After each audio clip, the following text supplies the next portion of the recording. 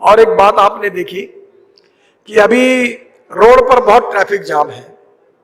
अभी हम 260 ropeway, cable car, फेनिकुलर railway भी बना रहे हैं और मेरा विश्वास है कि इसमें आपने एक देखा जिसमें मैं बैठा था, वो हाइपरलूप जैसा है और उसकी स्पीड है 600 किलोमीटर प्रति घंटा। यानी दिल्ली से जयपुर अगर हम ये शुरू करेंगे तो दिल्ली से जयपुर 15 मिनट में और दिल्ली से मुंबई 1.5 से 1.25 घंटे में। तो वो 600 किलोमीटर प्रति घंटे से ये टेक्नोलॉजी हम ला रहे हैं। डबल डेकर बस बंगलोर में शुरू करने का सोच रहे हैं, जिसमें एक बस में 150 लोग बैठेंगे, वो हवा में चलेगी जो आपने देखी। और 260 रोपवे, केबल कार, फेनिकुलर रेलवे बना रहे हैं।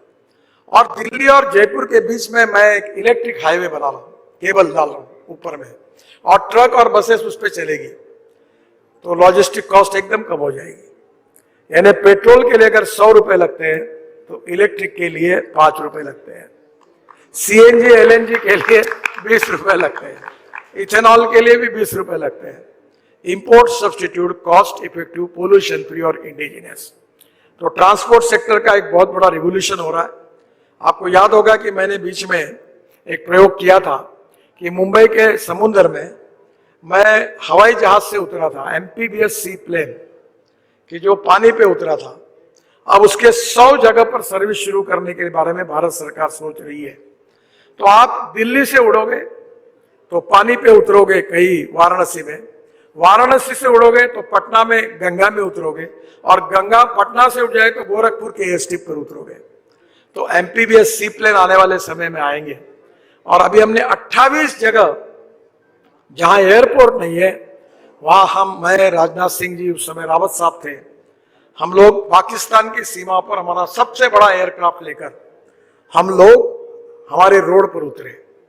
तो 28 हमने रोड ऐसे बनाए जो एयर स्ट्रिप जैसा उसका उपयोग हो सकता है। प्रदूषण बढ़ रहा है।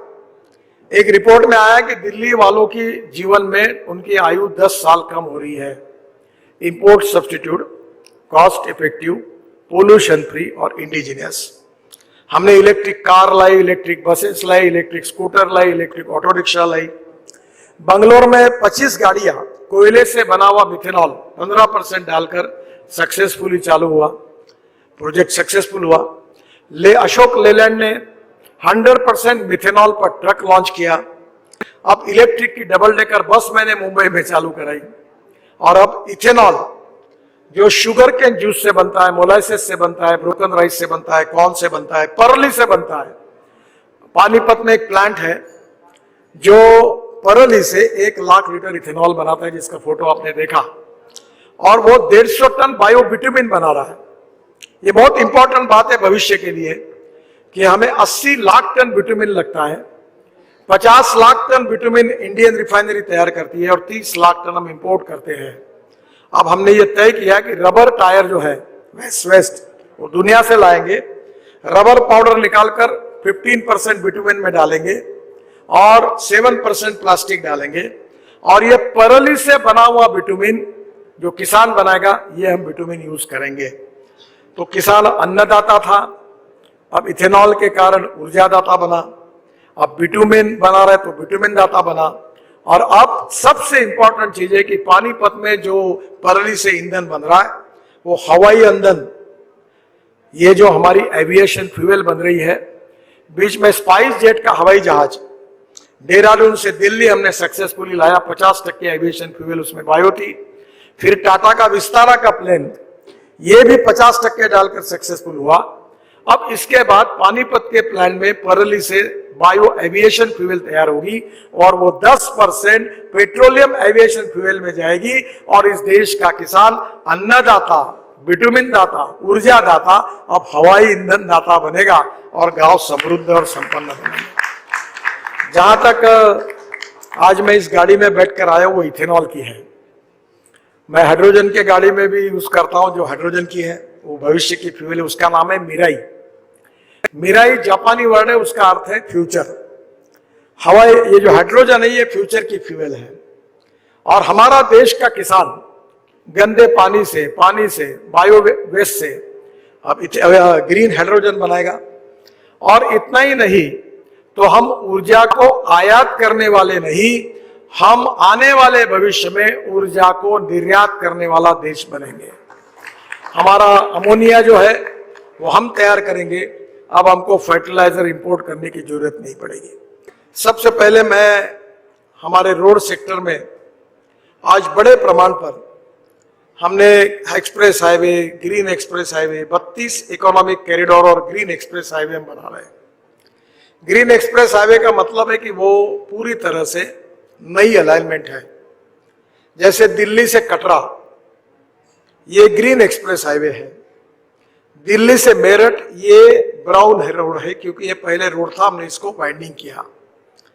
तो मैं आपको बताना चाहूंगा कि आने वाले समय में, अभी अर्नब जी को मैं कह रहा था कि दिल्ली से जयपुर, दिल्ली से देहरादून और दिल्ली से कश्मीर तो अभी नहीं बोलूंगा, पर ये 2 जगह की फ्लाइट्स और बंगलोर से चेन्नई, ये 3 जगह की फ्लाइट दिसंबर महीने तक बंद हो जाएगी, क्योंकि कोई जाएगा ही नहीं। क्योंकि दिल्ली से देहरादून जाने के लिए अब 2 घंटे में आप जा सकेंगे, और अगर आप एयरपोर्ट जाएंगे तो 1 घंटा पहले, घर से 1 घंटा जाने के लिए, वहां से जाने के लिए पौन घंटा और घर जाने के लिए 1 घंटा, तो 4 घंटे लगेंगे। हम आपको इस होटल से देहरादून 2 घंटे में पहुंचा देंगे, हरिद्वार को 1.5 घंटे में, चंडीगढ़ को 2.5 घंटे में, जयपुर को 2 घंटे में, कटरा को 4, अमृतसर को 4 घंटे में, कटरा को 6 घंटे में, श्रीनगर को 8 घंटे में, बेंगलोर से मैसूर अभी 1 घंटा 10 मिनट हो गया, दिल्ली से मेरठ 3.5 घंटे लगते थे, 45-50 मिनट में हो गया, और दिल्ली से मुंबई 12 घंटे में। और सबसे महत्वपूर्ण बात है कि हमारे भाषणों में हम कहते थे पहले कश्मीर से कन्याकुमारी तक, पर कभी हमको इसका एहसास नहीं हुआ।